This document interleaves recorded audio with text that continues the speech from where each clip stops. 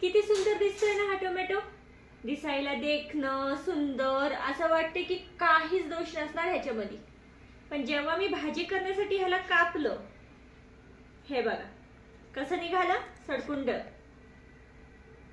हेच टोमॅटो जे आहे ना, ह्या टोमॅटो सारखंच ना खूप जणांचं नेचर असतो, खूप माणसांचं वागणूक असतो. दिसायला समोरून चांगलं सुशिक्षित असं वाटणार आपल्याला की खरंच आपण ह्याच्यावरती विश्वास करू शकतो, पण तसं होत नाही. ते आतमधून तेवढंच तो माणूस तुच्छ असतो, लोकांना फसवणूक करणारा असतो. म्हणून कुणावरही एकदम डोळे झाकून ना विश्वास करू नका. कारण की जसं हा टोमॅटो बाहेरून चांगला दिसतोय ना, तशीच ती माणसं ही बाहेरून चांगली दिसतात. बोलण्यामध्ये, पर्सनॅलिटीमध्ये, प्रत्येक गोष्टीमध्ये नंबर 1 दिसतात. पण ते आतमधून एवढी खोकली माणसं असतात, एवढे धोकाधडीवाली माणसं असतात की आपण विश्वास करून नंतर मग पस्तावून बसतो. ह्याच्यामुळे कुणावरती विश्वास करा, पण जेवढ्या पुरतं तेवढंच.